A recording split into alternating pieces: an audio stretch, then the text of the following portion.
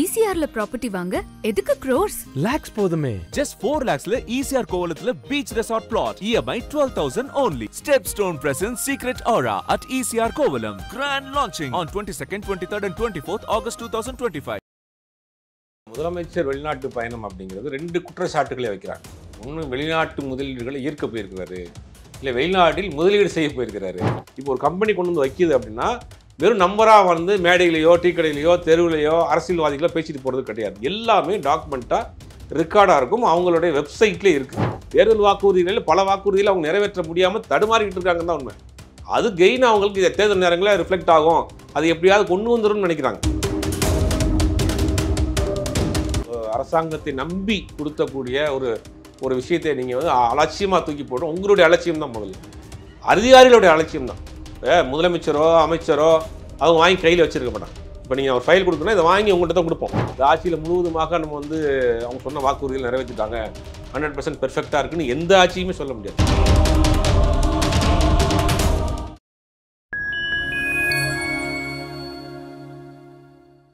Fine time media நேயர்களுக்கு வணக்கம். இன்று நம்மோடு இணைந்திருப்பவர் பத்திரிகையாளர் திரு ஜுபேர் அவர்கள். வாருங்கள், அவரிடம் அரசியல் சார்ந்த பல்வேறு கேள்விகளை முன்வைக்கலாம். வணக்கம் சார். வணக்கம் சார். முதல்வர் திரு ஸ்டாலின் அவர்கள் வந்து வெளிநாட்டுக்கு பயணம் போயிருக்காரு தொழில் முதலீடுகளை ஈர்க்கிறதுக்கு. இதுக்கு முன்னாடியும் பல்வேறு நாடுகளுக்கு சென்றிருக்காரு. இது வரைக்கும் என்னன்னா எதிர்கட்சிகளும் சரி எல்லா கட்சிகளும் வெள்ளை அறிக்கை கேட்குறாங்க. அதுக்கு வந்து என்ன பதில்னா, நீங்கள் இதுக்கு முன்னாடி வெள்ளை அறிக்கை கொடுத்துருக்கீங்களான்னு இன்னைக்கு அமைச்சர் திரு சேகர் பாபு அவர்கள் சொல்லியிருக்காரு. இது எப்படி சார் பார்க்குறீங்க? இல்லை, முதலமைச்சர் வெளிநாட்டு பயணம் அப்படிங்கிறது ரெண்டு குற்றச்சாட்டுகளை வைக்கிறாங்க. ஒன்று வெளிநாட்டு முதலீடுகளை ஈர்க்க போயிருக்கிறாரு, இல்லை வெளிநாட்டில் முதலீடு செய்ய போயிருக்கிறாரு அப்படிங்கிற ரெண்டு குற்றச்சாட்டு வைக்கிறாரு. ஒரு குற்றச்சாட்டுக்கு ஆதாரம் கிடையாது. வெளிநாட்டில் முதலீடு செய்ய போயிருக்கிறாருங்கிறதுக்கு எந்த விதமான ஆதாரமும் கிடையாது. அரசியல் ரீதியாக வைக்கக்கூடிய விமர்சனம். வெளிநாட்டு முதலீடுகளை ஈர்த்திருக்கிறாரா, கொண்டு வந்துருக்கிறாங்க அப்படின்றது 11 லட்சம் கோடி ரூபாய் அப்படிங்கிற ஒரு நம்பரை சொல்கிறாங்க. அரசாங்கம் சொல்லுது 11 லட்சம் கோடி ரூபாய் நான் வந்து வெளிநாட்டு முதலீடுகள் நாங்கள் கொண்டு வந்துருக்கிறோம். 4.5 ஆண்டுகள். ஆமாம், 4.5 ஆண்டில் கொண்டு வந்துருக்கோன்றாங்க. அதில் வந்து கிட்டத்தட்ட 34 கம்பெனிஸ் வந்து இப்போ ரன் ஆகி மக்கள் பயன்பாட்டுக்கு வந்துருச்சு, ப்ரொடக்ஷன் ஆரம்பிச்சிட்டாங்க. அது கிட்டத்தட்ட 50,000க்கும் மேற்பட்டவர்களுக்கு வேலை வாய்ப்புகள் கொடுக்கப்பட்டிருக்கு அப்படிங்கிற ஒரு புள்ளி விவரத்தை வந்து மாநில அரசு கொடுக்குது. இப்போ நீங்கள் குற்றம் சாட்டு வைக்கக்கூடியவர்களாக பாஜக இருந்தாலுமே கூட ஒரு மாநிலத்துக்குள்ளே ஒரு கம்பெனி உள்ளே வருது அப்படின்னா நேரடியாக ஒரு மாநில அரசு மட்டும் கொண்டு வர முடியாது. மத்திய அரசினுடைய அனுமதி பெற்று மத்திய அரசு கொண்டு வரக்கூடிய அந்த எல்லா விதமான சட்டத்திட்டங்களுக்கு உட்பட்டு தான் ஒரு மாநிலத்துக்கு கொண்டு வர முடியும். இந்தியா முழுவதும் 6 மாநிலங்களில் தான் இன்றைக்கி வந்து அதிகப்படியான ஃபாரின் இன்வெஸ்ட்மெண்ட் வருது. குஜராத், மகாராஷ்டிரா, தமிழ்நாடு, கர்நாடகா, இந்த மாதிரி ஒரு 6 மாநிலத்துக்குள்ளே தான் வெளிநாட்டு இன்வெஸ்ட்மெண்ட் வருது. இத்தனைக்கும் பாஜக ஆளக்கூடிய மாநிலங்களில் அவங்க எவ்வளோ புஷ் பண்ணாலும் கூட குஜராத், மகாராஷ்டிராவை தவிர மற்ற மாநிலங்களுக்கு பெருசாக இன்வெஸ்ட்மெண்ட் போக மாட்டேங்குது. அதுக்கு ஒரு மாநிலத்துக்கு இன்வெஸ்ட்மெண்ட்டுக்குள்ளே வரணும் அப்படின்னா முதலில் வந்து சொல்ல வேண்டியது இன்ஃப்ராஸ்ட்ரக்சர். அந்த மாநிலத்தினுடைய கட்டமைப்பு வசதிகள் சரியாக இருக்கும், சாலை வசதிகள், ரோடு வசதிகள், மின்சார வசதிகள், அங்கே தொழிற்சாலை தொடங்கக்கூடிய அளவுக்கு பிரச்சனை இல்லாத மாநிலமாக இருக்கணும் முதல்ல. இந்த மாதிரியான விஷயங்கள்லாம் பார்க்குறாங்க. இப்போ மாநில அரசு என்ன செய்கிறாங்கன்னா ஒரு சிங்கிள் விண்டோ சிஸ்டம்னு ஒன்று கொண்டு வர்றாங்க. அது எப்படின்னா, நீங்கள் வந்து வெளிநாட்டிலேருந்து ஒரு முதலீடு நிறுவனம் வருது அப்படின்னா மத்திய அரசு முதல்ல மத்திய அரசுக்கு தான் வருவாங்க. மத்திய அரசு அணுகிட்டு மத்திய அரசு தான் அவங்க சொல்லுவாங்க, நாங்கள் தமிழ்நாட்டில் கம்பெனி ஆரம்பிக்க போகிறோம், நீங்கள் அதுக்கு எங்களுக்கு அந்த இடத்த வந்து ப்ரொசீட் பண்ணி கொடுங்கன்னா அது சென்ட்ரல் கவர்மெண்ட் ஸ்டேட் கவர்மெண்ட்டுக்கு ஃபாலோ பண்ணுவாங்க. அதற்கு பிறகு கொண்டு வருவாங்க, தானாக வருது. இப்போ இவங்க போய் வெளிநாட்டு முதலீடு இருக்கிறதுக்காக போய் மாநாடுகள் நடத்தி வெளிநாட்டில் இருக்கக்கூடிய நிறுவனங்களை கொண்டு வராங்கன்னா அந்த ப்ரொசீஜரை வந்து தமிழ்நாடு கவர்மெண்ட்டே பண்ணும், மத்திய அரசோட. அப்போ எல்லாமே டிரான்ஸ்பிளண்ட். இந்த வெள்ளை அறிக்கைங்கிறதுக்காக தான் இவ்வளோ சொல்கிறேன். இப்போ ஒரு கம்பெனி கொண்டு வந்து வைக்கிது அப்படின்னா வெறும் நம்பராக வந்து மேடையிலையோ டீ கடையிலையோ தெருவிலையோ அரசியல்வாதிகளோ பேசிட்டு போகிறது கிடையாது. எல்லாமே டாக்குமெண்ட்டாக ரெக்கார்டாக இருக்கும், அவங்களுடைய வெப்சைட்லேயே இருக்குது. மத்திய அரசுடைய வெப்சைட்லேயே இந்தந்த மாநிலத்துக்கு எத்தனை மாதிரியான முதலீடுகள் போயிருக்கு, அது எத்தனை ஆயிரம் கோடி ரூபாய் இன்வெஸ்ட்மெண்ட்டு, என்ன ப்ராசஸில் இருக்குது, என்ன டெவலப்மெண்ட் வந்திருக்குன்னு கேட்குறதுல உள்ள இருக்குது. அப்போ அதை தான் சொல்கிறாங்க, நீங்கள் எல்லாமே ஓப்பனாக தான் இருக்குது, இது மறைச்சு ஒழிச்சு கொண்டு வந்து சேர்க்கக்கூடிய விஷயம் கிடையாது சார். அவங்க என்ன சொல்றாங்கன்னா, இப்போ ஒரு 10 லட்சம் கோடி தமிழ்நாட்டுக்கு முதலீடு வருதுன்னா விலைவாசிலாம் கம்மியாக இருக்கணுமே அப்படின்ற ஒரு குற்றச்சாட்டம் வைக்கிறாங்க. இந்த ஆட்சியில், குறிப்பாக திமுக ஆட்சியில் விலைவாசி உயர்ந்துக்கிட்டு தான் போகுது. ஒரு உதாரணத்துக்கு இப்போ டீ காஃபி விலையும் உயர்ந்துருச்சு இன்னைக்கு. அது வந்து என்ன பதில் சொல்ல போகிறாங்க? விலைவாசி உயர்வு எப்படி ஏற்படுது அப்படின்னு நீங்கள் கேட்குற டீ காஃபி விலை உயர்வு ஒரு அடிப்படை விலைவாசி உயர்வு ஏற்று பொதுவாகவே கேட்குறேன் சார். பொதுவாகவே விலைவாசி உயர்வுக்கு அடிப்படை காரணம் வந்து பெட்ரோல் விலையினுடைய விலை தான். டிரான்ஸ்போர்ட்டிங்கில் தான் உங்களுக்கு முதல்ல வந்து விலைவாசியை ஏற்றுவாங்க, அதுலேருந்து தான் ஏற ஆரம்பிக்கும். உலக அளவில் நான் சொல்கிறேன், தமிழ்நாடு கிடையாது, உலக அளவில் நீங்கள் டாலர் ரேட்டாக இருக்கட்டும், தங்க ரேட்டாக இருக்கட்டும், எது ஏறி இறங்குதுன்னா தங்கமும் பெட்ரோலும் தான் ஏறி இறங்கும். அதை வச்சு தான் உலகத்தினுடைய பொருளாதார மார்க்கெட்டே அதான், எக்கனாமிக் மார்க்கெட்டே அதுதான். அப்போ இந்தியாவை பொறுத்த வரைக்கும் இப்போ உதாரணத்துக்கு எடுத்துங்க, ரஷ்யாவிலேருந்து நம்ம பெட்ரோல் வாங்குறோம். ரஷ்யாவிலேருந்து ஏன் பெட்ரோல் வாங்குறோம்? இது வரைக்கும் மிடில் ஈஸ்ட்டில் வாங்கிட்டு இருந்தோம். இப்போ இந்தியாவில் நம்ம யூஸ் பண்ணக்கூடிய பெட்ரோலியம் ப்ராடக்ட்ஸ் 84% நம்ம யூஸ் பண்ணுறோம். 84% பெட்ரோலியம் யூஸ் பண்ணுறோம். 84% இம்போர்ட் பண்ணி யூஸ் பண்ணுறோம். நமக்கு வந்து 14-15% தான் நம்ம நாட்டில் எடுக்கிறோம். மிச்சம் இருக்கக்கூடிய 84% வந்து வெளிநாட்டிலிருந்து இறக்குமதி செய்யப்பட்டு தான் பெட்ரோலாக இருக்கட்டும், டீசலாக இருக்கட்டும், மற்றபடி இன்ஜினா எல்லாமே நம்ம அதில் தான் பிரித்து எடுக்கிறோம். கச்சா எண்ணெய் வாங்கி தான் பிரித்து எடுத்து நம்ம யூஸ் பண்ணுறோம். அப்போ இப்போ நம்ம வந்து 40% வந்து இப்போ நம்ம வந்து இங்கேருந்து வாங்குறோம், ரஷ்யாவிலேருந்து வாங்குறோம். 40% வாங்குறதுக்கு என்ன ரீசன் சொல்கிறாங்க அப்படின்னா, அமெரிக்கா பெட்ரோல் வாங்காதீங்க, எங்கிட்ட வாங்குங்க, இல்லாட்டி மற்ற நாடுகளில் வாங்குன்னு கேட்குறாங்க. இல்லை எங்களுக்கு விலை கம்மியாக கிடைக்குது, அதனால் நாங்கள் பெட்ரோல் வாங்குறோங்கிறாங்க. பெட்ரோல் கம்மியாக நம்ம வாங்குகிறோம், ஆனால் கன்சியூமர் கம்மியாக கிடைக்குதா? விலைவாசி ஒரு எப்படி வருதுன்னா, பெட்ரோல் விலை நீங்கள் அதே ரேட்லேயே இருக்குது. நீங்கள் கொரோனா காலம் உச்சத்தில் இருக்கப்ப உலக நாடுகளே முடங்கி போயிருச்சு. அப்போ வந்து பெட்ரோல் ரொம்ப சீப்பாக நம்ம வாங்கினோம். அப்பையும் இந்தியாவில் இருக்க 100 ரூபாய்க்கு பெட்ரோல் போட்டுருந்தோம். இப்பயும் 100 ரூபாய்க்கு தான் பெட்ரோல். ரஷ்யாவிலேருந்து கம்மியாக விலைக்கு வாங்கினாலும் பெட்ரோல் 100 ரூபாய்க்கு தான் போடுறோம். கொரோனா காலத்தில் உலகம் மூடி இருந்தாலும் பெட்ரோல் நம்ம 100 ரூபாய்க்கு தான் வாங்குறோம். நம்ம பெட்ரோல் விலை நமக்கு குறையவில்லை சார். அது அந்த பக்கம் ஒரு குற்றச்சாட்டு இருந்தாலும் ஒன்றிய அரசு வந்து இல்லை, பெட்ரோல் விலையில் இருந்து தான் விலைவாசி உயர்வு ஏற்படும். ஆமாம், அது கரெக்டு தான். அது அடிப்படை.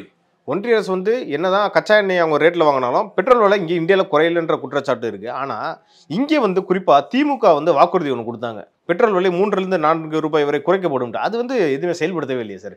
அது செயல்படுத்தி இருந்தால் கூட ஓரளவுக்கு பெட்ரோல், அதாவது விலைவாசி உயரை கண்ட்ரோல் பண்ணிருக்கலாம். இப்போ இந்த மாநில அரசின் எடுத்துட்டிங்கன்னா, மாநில அரசினுடைய வருவாயை வைத்து கொண்டு தான் ஒரு மாநில அரசினுடைய மக்கள் நல திட்டங்களை கொண்டு போய் சேர்க்க வேண்டியதாக இருக்குது. இன்றைக்கி உதாரணத்துக்கு ஜிஎஸ்டி பணம் நமக்கு வரதில்லை. 5000 கோடி ரூபாய் கல்வி நிதி 2023, 24, 25 4 வருஷத்துக்கு உண்டான நம்ம வரி பணத்தில் நமக்கு கொடுக்க வேண்டிய பணம் 5000 கோடி ரூபாய். இதெல்லாம் எப்படி காம்பன்சேட் பண்ணுவீங்க? இது மாநில அரசினுடைய வருவாயை வைத்து கொண்டு தான் சம்பளம் கொடுக்கணும், மற்ற அரசாங்கத்தை ரன் பண்ணிட்டு போகணும், மக்கள் நல திட்டங்களை கொண்டு போகணும். முதலமைச்சர் சொல்கிறார், இப்போ இந்த 1000 ரூபா அந்த பள்ளி கல்லூரி மாணவர்கள் கொடுக்கறது வந்து இன்வெஸ்ட்மெண்ட் அப்படிங்கிறார். அது வந்த பிறகு ஒரு புள்ளி விவரம் என்ன சொல்கிறாங்கன்னா, 33% வந்து ட்ராப் அவுட்டு குறைஞ்சிருக்குன்றாங்க. கல்லூரிகள் +2 ஓட நிப்பாட்டி வேலைக்கு போயிடுவோம், 10th நிப்பாட்டி வேலைக்கு போயிடுவோங்கிற அந்த ட்ராப் அவுட்டு நின்று கிட்டத்தட்ட கல்லூரிகளுக்கு போகிறதுக்கு 33% இன்க்ரீஸ் ஆகிருக்கு அப்படின்றாங்க. இதெல்லாம் இன்வெஸ்ட்மெண்ட். இப்போ மாநில அரசு வந்து ஒரு மாநில அரசினுடைய வருவாயை வைத்துக்கொண்டு இத்தனை விதமான மக்கள் நல திட்டங்களையும் கொண்டு போய் சேர்க்கணும், கவர்மெண்ட்டையும் ரன் பண்ணிட்டு போகணும். பெருசாக மத்திய அரசினுடைய நமக்கு வந்து சப்போர்ட்டு இல்லை. சப்போர்ட் இல்லைன்னா அவங்க வந்து மற்ற மாநிலங்களுக்கு, ஆந்திராவுக்குலாம் பல லட்சம் கோடியை கடனாக கொடுக்குறாங்க. அமராவதி மாதிரி நகரை உருவாக்குறதுக்கு சந்திரபாபு நாயுடுக்கு பணத்தை கொண்டு போய் கொட்டுறாங்க. தமிழ்நாட்டுக்கு நமக்கு வர வேண்டிய காசே கொடுக்க மாட்டேங்கிறாங்க. அப்போ ஒரு மாநில அரசினுடைய வருவாயை வைத்துக்கொண்டு அரசாங்கத்தை ரன் பண்ணி கொண்டு போகிறது மிகப்பெரிய ஒரு விஷயமா இருக்குது. தேர்தல் வாக்குறுதிகளில் பல வாக்குறுதிகளை அவங்க நிறைவேற்ற முடியாமல் தடுமாறிக்கிட்டு இருக்காங்கன்னு தான் உண்மை. அது கெயின் அவங்களுக்கு தேர்தல் நேரங்களில் ரிஃப்ளெக்ட் ஆகும், அது எப்படியாவது கொண்டு வந்துடும் நினைக்கிறாங்க. ஆனால் முடியல. ஏன்னா பொருளாதார ரீதியாக வந்து தமிழ்நாடு அரசு வந்து முழுக்க தமிழ்நாடு அரசினுடைய நிதி வருவாயை வைத்து தான் கவர்மெண்ட்டை ரன் பண்ணிட்டு போகக்கூடிய சிக்கலாக இருக்குது, யதார்த்த சிக்கலாக. அப்படி இருந்தால் கூட தமிழ்நாட்டில் வந்து குறிப்பாக பள்ளி கல்வித்துறைக்கு வந்து அதிகமான நிதி ஒதுக்கப்படுது.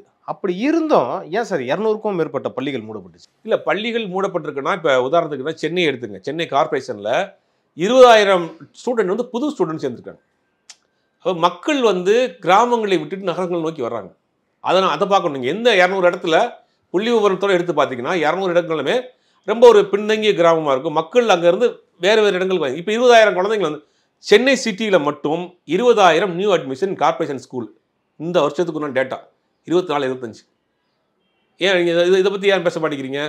200 ஸ்கூல் ஏன் மூடி இருக்குன்னா மக்கள் கிராமங்களை நோக்கி மாறி வர்றாங்க, வேறு இடங்களை நோக்கி போகிறாங்க. அப்படிங்கும்போது அங்கே மக்கள் ஸ்டூடெண்ட் இல்லாத பொழுது அந்த இடத்துல ரன் பண்ண வேணான்னு பார்க்குறாங்க. இன்றைக்கி அரசு பள்ளியினுடைய தரம்ங்கிறது மிகப்பெரிய அளவில் இருக்குங்கிறது எல்லாருக்கும் தெரியும். அரசு பள்ளியோட ரிசல்ட் இன்றைக்கி ஐஐடியில் நேற்று கூட ஒரு பொண்ணு வந்து அரசு பள்ளியில் படித்த பொண்ணு சேர்ந்துருக்கு.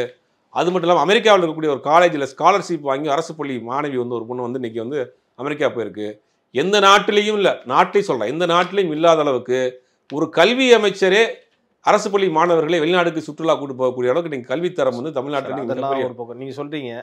இது ஒரு பக்கம் இருக்கிறப்ப திரு அண்ணாமலை என்ன சொல்கிறாருன்னா, இன்றைக்கி ப்ரைவேட் ஸ்கூலில் தான் கிட்டத்தட்ட 65% பேர் படிக்கிறாங்கன்றாங்க, கவர்மெண்ட் ஸ்கூலில் வெறும் 30% தான் படிக்கிறான்றாங்க சார். இது வந்து கவர்மெண்ட் ஆக்ஷன் இது எடுக்கலாமே சார்? இல்லை, இதுக்கு முன்னாடி எவ்வளோ இருந்துச்சுன்னு சொல்லுங்கள், அந்த புள்ளி வர சொல்லுங்கள். இதுக்கு முன்னாடி 20% இருந்துச்சு, 30% இன்க்ரீஸ் ஆகிருக்கு. அதை ஒத்துக்குறாரு அவர்? இதுக்கு முன்னாடி 20% தான் கவர்மெண்ட் ஸ்கூல் பிள்ளைங்க, 80% வந்து ப்ரைவேட் ஸ்கூலு. நீங்கள் 30% இன்க்ரீஸ் ஆகிருக்கு. இப்போ அந்த முழு கட்டமைப்பையே மாற்றி உருவாக்கிட்டு இருக்கிறாங்க. 4 வருஷம் ஆட்சிக்கு வந்து இவ்வளோ கேள்வி, இவ்வளோ குற்றச்சாட்டுகள் வைக்கிறாங்க 4.5 வருஷத்தில். 2 வருஷம் போயிடுச்சு அதில் கொரோனா காலத்தில். மிச்சமுள்ள 2.5 வருஷத்தில் 10% உருவாக்கியிருக்கிறாங்க. ப்ரைவேட் ஸ்கூல்லேருந்து கவர்மெண்ட் ஸ்கூலுக்கு பிள்ளைகளை கொண்டு வந்துருக்குறாங்க. கொஞ்சம் கொஞ்சமாக தான் பண்ணணும். இத்தனைக்கு மாநில அரசினுடைய நிதியை மட்டும் வச்சுக்கிட்டு ஏன் அவருடைய மாநிலத்தில் யூபியில் எத்தனை பள்ளிக்கூடம் மூடிருக்காங்க? சமீபத்தில் ஒரு ஆய்வறிக்கையை பார்க்குற 100கணக்கான அரசு பள்ளிகளை யூபியில் மூடிருக்காங்க. அதுக்கு என்ன செய்வாங்க? அப்போ நம்ம ஒரு மாநில அரசினுடைய குற்றச்சாட்டு கல்வி அமைப்பில் வந்து தமிழ்நாடு வந்து மிக சிறப்பாக இருக்குது. மற்ற டிபார்ட்மெண்ட்டில் நீங்கள் முன்ன பின்ன குறைகள் இருந்தாலும் கூட கல்வி கட்டமைப்பில் வந்து சமரசம் இல்லாமல் இருக்குது. சமரசம் இல்லாமல் அடுத்தடுத்த கடத்துக்கு கொண்டு போகிறாங்க. அரசு பள்ளி மாணவிகளுடைய கல்வித்தரம்ங்கிறது உயர்வாக இருக்குது. நேற்று கூட ஒரு கல்வியாளர் ஒருத்தர் பேசிட்டு இருந்தேன். என்சிஆர்டி மத்திய அரசு கொண்டு வந்திருக்கக்கூடிய அந்த கல்வி திட்டத்தை விட தமிழ்நாடு அரசு கொண்டு வந்திருக்க கல்வி திட்டம் வந்து மிக சிறப்பாக இருக்குது. எந்த வகையில் சார் சிறப்பாக இருக்குது? இல்லை, அவங்களால ஆல் ஓவர் வேர்ல்டுக்கு உள்ள அந்த போட்டித் தேர்வுகளை காம்படிட்டிவ் எக்ஸாமை வந்து அவங்களால ஈஸியாக வந்து அவங்க அட்டன் பண்ண முடியும். அந்த அளவுக்கு இருக்குது, அதில் ஸ்ட்ராங்காக இருக்குது. வரக்கூடிய காலம் இதோட ரிசல்ட் வந்து ஒரு 4-5 வருஷம் தெரியும்.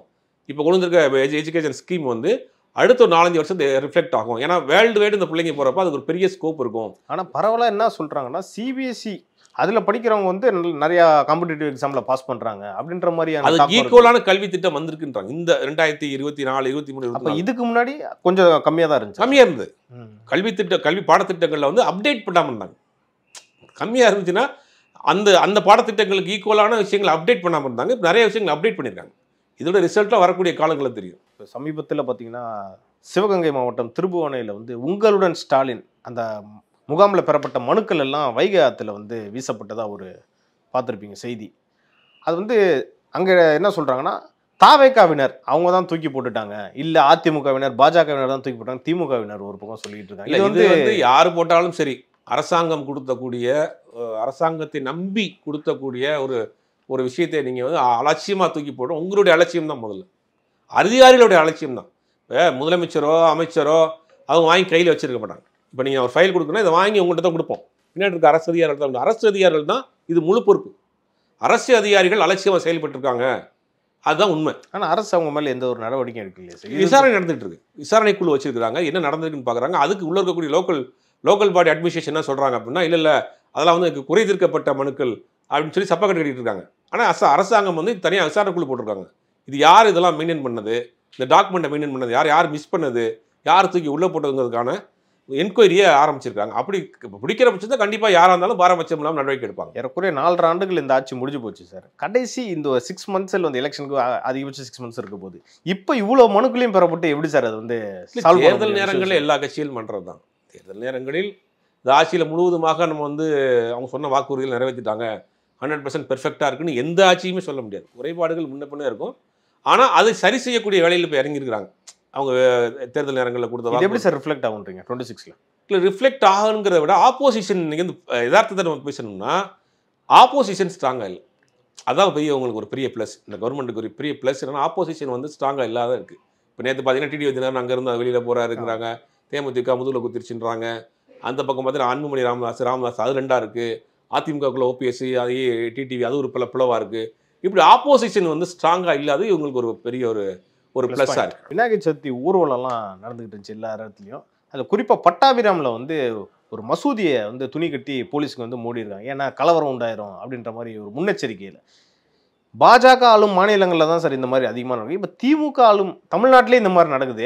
ரெண்டுத்துக்கும் என்ன வித்தியாசன்ற மாதிரி ஒரு கேள்வி எழுது. பாஜக ஆளும் மாநிலங்களில் திட்டமிட்டு மறைக்கப்பட்டது.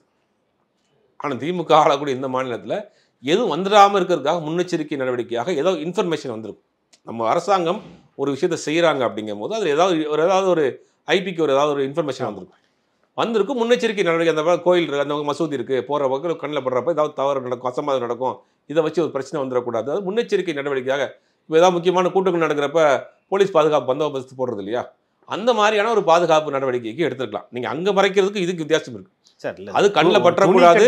ஒரு கலவரத்தை தடுக்க முடியுமா சார்? இது வந்து இல்லை கூட்டத்தில் போகிறோம், ஏதாவது ஒரு இன்ஃபர்மேஷன் வந்திருக்கும், இந்த இடத்துல ஏதாவது திட்டமிட்டு ஏதாவது நடக்க போகிறாங்க, அந்த இடத்துல போலீஸ் பாதுகாப்பு போட்டு அந்த இடத்துல மறைச்சிருக்கிறது வந்து ஒரு முன்னெச்சரிக்கை நடவடிக்கையாக தான். இது தவறு ஒன்றும் கிடையாது. அது வந்து இஸ்லாமியர்களுக்கு வந்து ஒரு புண்படுற மாதிரி செயலாக தானே சார், அப்படி தானே சார் பார்க்கணும். இல்லை நீங்கள் அதுக்காக திறந்து விட்டுட்டு போகிறப்ப கள்ள விட்டு தெரிஞ்சு அதை என்ன செய்வீங்க? அது தடுக்கிறது தானே சார் போலீஸ் இருந்தாலும் எவ்வளோ போலீஸ் வச்சிருப்பீங்க? ஒரு பெரும் கூட்டம் வர்றப்ப எத்தனை பேர் தடுப்பீங்க? அங்கே தள்ளுமுள்ளாகி 2 பக்கம் ஒரு பிரச்சனையாக இருக்குது. முன்னெச்சரிக்கை நடவடிக்கை 2 பக்கமே பிரச்சனை வராமல் தடுத்துட்டாங்கல்ல, அதை தான் நான் பார்க்கணும். நம்ம இப்போ 2 பக்கமும் பிரச்சனை வர்றதுக்காக நாங்கள் வந்து போலீஸ் நிற்கிறோம், நீங்கள் எரி நான் பார்க்கலான்னு சொல்லிட்டு மல்லுக்கிட்ட முடியுமா? இந்த பிரச்சனை எவ்வளோ எந்த வகையிலெல்லாம் பிரச்சனை இல்லாமல் ஸ்மூத்தாக முடிக்கணுமோ அந்த அளவுக்கு முடிச்சிருக்கிறாங்க. அந்த அளவுக்கு அது நீங்கள் வந்து அந்த மசூதி மேலே போட்டு மூடி இருந்தா தான் நம்ம வந்து சொல்லலாம். ஏற்கனவே பிரதமர் வந்து ராமேஸ்வரத்துக்கு வரும்போது இதே ஒரு சம்பவம் நடந்துச்சு. ஆமாம், அங்கே இருக்கக்கூடிய இதை பண்ணியிருக்காங்க. ஏற்கனவே குஜராத் அதே மாதிரி நிறையா முறைகள் பண்ணியிருக்காங்க. ஏன்னா இவங்க வந்து தொடர்ந்து சமூக நீதி பேசுறீங்க, மத நல்லிணக்கம் பேசுறாங்க திமுக, ஆனால் இதே மாதிரி செயலில் தான் ஈடுபடுறாங்க. அப்போ பாஜகவுக்கும் திமுகவுக்கும் பெரிய வித்தியாசமே இல்லை அப்படின்ற மாதிரி ஒரு குற்றச்சாட்டு. பாஜகவுக்கும் திமுகவுக்கும் வித்தியாசம் இல்லை. பாஜக அமைச்சர்கள் எத்தனை இஸ்லாமியர் இருக்கிறாங்க? அவங்க ஏன் சிஏஏ கொண்டு வந்தாங்க? இல்லை சார், நான் சொல்றது இந்த செயல்பாடுகளில் சொல்றேன். செயல்பாடுகள்ல என்னன்னா இன்னைக்கு வந்து பாஜக தமிழ்நாட்டில் கால் ஊன்றதுக்கு ஏதாவது முயற்சி பண்ணுறாங்க, அதுக்கு உண்டான வேலையெல்லாம் செய்கிறாங்க. அதுக்கு நம்ம இடம் கொடுத்துடக்கூடாதுங்கிறது ரொம்ப கவனமாக இருக்காங்க. இந்த மாதிரியான சாதி மத பிரச்சனைகளுக்குள்ளே வந்துடக்கூடாது. இது எந்த வகையிலும் இஸ்லாமியர்களை புண்படுத்தாது. எந்த வகையிலும் புண்படுத்த என்ன புண்படுத்த போகுது? வேணும்னா வேறு சித்தாந்தங்கள் உள்ளவங்க வந்து இதை வந்து விமர்சிக்கலாம் ஒழிய ஒரு பிரச்சனையின் அடிப்படையில் அவங்க முன்னெச்சரிக்கை நடவடிக்கை எடுத்திருக்கிறாங்க. அதை நம்ம எப்படி புண்படுத்துகிற மாதிரி நம்ம நினைக்க முடியும்? டிஜிபி பொறுப்பு டிஜிபியா திரு வெங்கட்ராமன் அவர்கள் தமிழ்நாடு அரசு வந்து நியமிச்சிருக்காங்க. இது வந்து சுப்ரீம் கோர்ட்டோட கைட்லைன்ஸை சுத்தமாக அவங்க வந்து ஃபாலோ பண்ணவே இல்லையே சார். இது எப்படி இல்லை ஃபாலோ பண்ணணும்னு அண்ணாமலை சொல்கிறார். இது ஃபாலோ பண்ணல தானே சார்? இல்லை 6 பேர் வந்து அந்த சீனியாரிட்டி அடிப்படையில் இருக்கிறாங்க. அதில் 6 பேரில் ஒருத்தர் செலக்ட் பண்ணலாம். முதல்ல வந்து இந்த மாதிரி டிஜிபியை நியமிக்கிறதுக்கு வந்து உள்துறை அமைச்சரை பெர்மிஷன் வாங்கணும். உள்துறை அண்ணாமலை திருப்பி அதான் பேசியிருக்கு. உள்துறை அமைச்சருடைய பெர்மிஷன் கொடுத்த பிறகு தான் ஒருத்தரை அப்பாயின்மெண்ட் போடவே முடியும். 5 பேரை செலக்ட் பண்ணுவாங்க, 6 பேரை செலக்ட் பண்ணுவாங்க. இதில் நாங்கள் யாராவது ஒருத்தர் செலக்ட் பண்ணிக்கிறோன்னு அவங்க கொடுப்பாங்க லிஸ்ட்டு. அதில் ஒருத்தர் அதில் வந்து 6 பேருக்குள்ள யாராவது செலக்ட் பண்ணிங்கன்னு அவங்க கொடுப்பாங்க. அது ஆமாம், அதில் வந்து ஒருத்தர் செலக்ட் பண்ணியிருக்காங்க, அவ்வளோதான். இது மத்திய சுப்ரீம் கோர்ட் இல்லைன்னா எல்லாருடைய கைட்லைன்ஸையும் பின்பற்றி தான் போட்டிருக்காங்க. இப்போ இந்த 6 பேரில் இதுவரை அது என்ன எல்லா அரசாங்கமுமே அவங்களுக்கு ஃபேவரான தான் போடுவாங்க. இல்லை சார், இந்த 6 பேரில் வெங்கட்ராமன் அவர்கள் 6 பேர் இருக்கிறார். 6 பேரில் வெங்கட்ராமன் இருக்கிறார். நீங்கள் உள்துறை அமைச்சருடைய அப்ரூவல் இல்லாமல் ஒரு மாநிலத்தோட டிஜிபி அப்பாயின்மெண்ட்டே போட முடியாதுங்க. இது எப்படி போடுவீங்க? கேட்க மாட்டாங்களா அவங்க பெர்மிஷன் இல்லாமல் அப்பாயின்மெண்ட்டே போட முடியாது.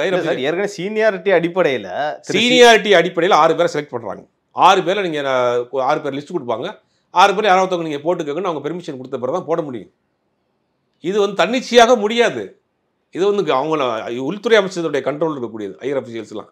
இப்போ அவங்க தான் போட போகிறாங்க. இல்லை, அவர் என்ன சொல்கிறாருன்னா, திரு வெங்கட்ராமன் அவருக்கு முன்னாடி அவர் என்ன சொல்கிறாருன்னா, 6 பேரில் இவர் தான் உங்களுக்கு பெட்டராக தெரிகிறாரா, மிச்சம் 5 பேர் பெட்டரா இல்லையான்னு கேட்குறாரு. அப்போ அவருக்கு வந்து டிஜிபின்னே கொடுத்துக்கலாம் சார். ஏன் சார் பொறுப்பு டிஜிபின்னு? இல்லை, அது வேற யாரையாவது போடலாம். அடுத்து 6 பேரில் வேற யாராவது செலக்ட் பண்ணலாம். இப்போதைக்கு டெம்பரரியாக ஒரு பொறுப்பு டிஜிபியாக போட்டிருக்கலாம். அந்த டெம்பரரின்றதுக்காக தான் டெம்பரரியாக இருக்கிறது. அப்போ அது ஏன் முதலமைச்சர் ஊரில் இல்லை, வெளிநாட்டு சுற்றுப்பயணம் போயிருக்காரு. போயிட்டு வந்தப்பறம் அமைச்சரவை கூடி யார் டிஜிபியாக போடலாம், முக்கியமான பதவிக்கு டிஸ்கஷன் பண்ணி போட்டு போகிறாங்க. இந்த கவலை எதுக்கு அவருக்கு? சார், அவர் ஒரு அரசியல் கட்சியில இப்போ எந்த பதவியும் இல்லை. நான் என்ன சொல்கிறேன்னா, ஆக்கப்பூர்வமான விவாதமாக இருக்கணும்ல. அரசாங்கத்துடைய சட்டத்திட்டங்களுக்கு உட்பட்டு தானே 6 பேர் ஒருத்தர் போட்டுருக்காங்க. அது டெம்பரரியாக தானே போட்டுருக்காங்க. அதற்கு பிறகு வந்து அமைச்சரவை கூடி முதலமைச்சர் டிஸ்கஸ் பண்ணிட்டு யாரை போடலாம், அடுத்த 6 மாதம் தேர்தல் வருது, சட்டம் ஒழுங்கு முக்கியமான விஷயமா இருக்குது, எல்லாத்தையும் பார்க்கணும். இல்லை சார், ஏன்னா இந்த 1 மாதம் முன்னாடிலேருந்தே இந்த டாக் இருக்குது. இன்னைக்கு நேற்று இந்த டாபிக் 1 மாதத்துக்கு முன்னாடி இருந்தால் இவர் ரிட்டையர் ஆக போகிறாருங்கிறது 6 மாதம் முன்னாடி தெரியும். அப்போ வந்து முதலமைச்சர் திடீர்னு ஊருக்கு போகிறதுனால யாரையும் செலக்ட் பண்ணுறாங்க ஒரு தடுமாறியே பண்ணிருக்கலாம்ல சார். இல்லை, அவங்க ஒரு அரசாங்கம் எல்லா விஷயத்தையும் ஒரே இடத்துல பார்க்க முடியாது இல்லையா? இப்போ 6 மாதம் கேப் எடுத்துக்கிட்டாங்க. ஒருத்தர் பொறுப்பு தான் போட்டிருக்கிறாங்க. முதலமைச்சர் வந்த பிறகு மூத்த அமைச்சர்கள் மற்ற ஆட்கள்லாம் சீனியர் ஆஃபீஸர்ஸ்லாம் அவங்க டிஸ்கஸ் பண்ணிவிட்டு யாரை போடலான்னு போகிறாங்க. இப்போதைக்கு டெம்பரரியாக ஒரு பொறுப்பாக போட்டிருக்காங்க. இதில் ஏன்னா நேற்று வந்து திரு வெங்கட்ராமன் அவர்களை வந்து நியமிக்கும் போதே நிறையா ஆஃபீஸர்ஸ் வந்து வரலன்ற மாதிரி தகவலும் வந்துச்சு. இப்படி இருக்கிற போது இவர்கள் எப்படி நாளைக்கு கோஆப்ரேட் பண்ணுவாங்கன்ற டெம்பரரியாக தானே இருக்கிறாரு. எங்க டெம்பரரியாக போட்டதுக்கு எதுக்கு இவ்வளோ விமர்சனங்கிறாங்க? இல்லை சார், டெம்பரரியாக போட்டாலும் அந்த கிரைம்ன்றது இன்னைக்கு டெய்லி நடக்கிற விஷயம் தான். பொறுப்பு ஒருத்தர் போட்டிருக்கிறாங்க. இவர் வந்து ஆஃபீஸர்ஸ்க்கெலாம் தெரியும் இவர் எந்த நேரம் மாற்றப்படலான்னு. அது அதில் என்ன விவாதம் என்ன இருக்குது? நாளைக்கு வந்து வேற ஒருத்தர் மாற்றிட்டாங்க, அதுக்கு வச்சுருவீங்க. வேற ஒருத்தர் நோத்த போட்டால் அதுக்கும் பேசுவாங்களா, விவாதம் பண்ணுவாங்களா? தேவையில்லாத கவர்மெண்ட்டுக்கு ஒரு கெட்ட பேராக வரல சார். கெட்ட பேர்லாம் ஒன்று அது இதனால் அசம்பாவிதம் எதுவும் நடந்தால் தான் கெட்ட பேர். சாமானியர்களுக்கு ஒரு இப்போ வெங்கட்ராமன் வந்து ஒருத்தரை போட்டிருக்காங்கன்னு யாருக்காவது டெய்லி பாதி பேர் போதா சொல்லுங்கள்? இவரை போட்டாங்கிறதுக்காக ஒரு நாளைக்கு திடீர்னு இவரை போட்டதுனால சட்டம் ஒழுங்கு பிரச்சனை வந்துச்சுன்னா நம்ம கேட்கலாம், இவரை போட்டதுனால தாங்க நடந்துச்சுன்னு. அவர் போட்டிருக்கிறாங்க. அடுத்த முதலமைச்சர் வந்த பிறகு வேற ஒருத்தர் செலக்ட் பண்ண போகிறாங்க. ஏன்னா இது கண்டிப்பாக ஒரு அரசியலாக்கப்படும். ஒருவேளை வெங்கட்ராமன் பொறுப்பு டிஜிபியாக இருக்கிற போது ஒரு அசம்பாவிதம் நடந்துருச்சு. இது வந்து எதிர்கட்சிக்கு இவங்களே வந்து ஒரு கியூ கொடுக்குற மாதிரில சார் இருக்கு. அரசியல் பண்ண தான் செய்வாங்க. அரசியல் எதிர்கட்சிகள் ஏதாவது ஒரு விஷயத்தை கையில் எடுத்து அரசியல் பண்ண தான் செய்வாங்க. திரு ஸ்டாலின் அவர்கள் போலீஸ் இலாக்கா வச்சிருக்காரு. அவர் இப்படி ஏன் யோசிக்கணுன்ற கேள்வியும் வருது சார். இல்லை, அது வந்து நம்ம ப்ராக்டிக்கலாக உள்ளுக்குள்ள என்ன நடந்திருக்குன்னு தெரியாது. பிரச்சனை ஏன் 4 பேர் 6 பேர் இருக்காங்க, 6 பேருமே கேட்டிருக்கலாம். 6 பேரும் ஒரே கேட்டகரியில் உள்ளவங்களாக இருந்திருக்கலாம். அப்போ இவங்க இப்போதைக்கு டெம்பரரியாக அந்த பிரச்சனையை சால்வ் அது வந்து அரசாங்கத்துக்குள்ளே இருக்கப்போ தான் தெரியும் அதுக்குள்ள ப்ராக்டிக்கலான சிக்கல் இருக்கு. ஏன்னா அவருக்கு தெரியாது நம்ம இவ்வளோ விவாதம் பண்ணுறோம், எதிர்க்கட்சியில் குற்றச்சாட்டு வைப்பாங்க, விவாதமாகும் பிரச்சனையாகவும் தெரியாமையாக இருப்பாங்க. அப்படி இருக்கும்போது வைக்கிறப்பல அது ஏதோ ஒரு இன்னொரு கேள்வி என்னன்னா சார், இந்த கவர்மெண்ட்ல வந்து குறிப்பாக திமுக ஆட்சியில் பெண்களுக்கு முக்கியத்துவம் கொடுக்கப்படுது. அதுல பெண் டிஜிபியா திருமதி சீமா அகர்வால் அவங்க இருக்காங்க, அவங்களும் ஷார்ட் லிஸ்ட் பண்ணியிருக்காங்க. அவங்களுக்கு கொடுத்துருக்கலாம்ல சார்? இல்லை வந்து ஒருவேளை அது அடுத்த கட்டமாக பேசி அவங்கள கூட போகிறதுக்கு வாய்ப்பு இருக்கலாம். டெம்பரரியாக தானே போட்டிருக்காங்க. 6 பேர் லிஸ்ட்டில் இருக்கிறாங்க. அந்த 6 பேர் யாரோ ஒருத்தவங்கள செலக்ட் பண்ணி போகிறதுக்கு வாய்ப்பு இருக்குது. தமிழ்நாட்டில் நடந்துகிட்டு இருக்கிற நடப்பு அரசியல் குறித்து நம்ம நிறைய பேசணும். இது குறித்து அடுத்தடுத்த நிகழ்ச்சிகள் டீட்டெயிலாக பேசலாம் சார். நன்றி சார்.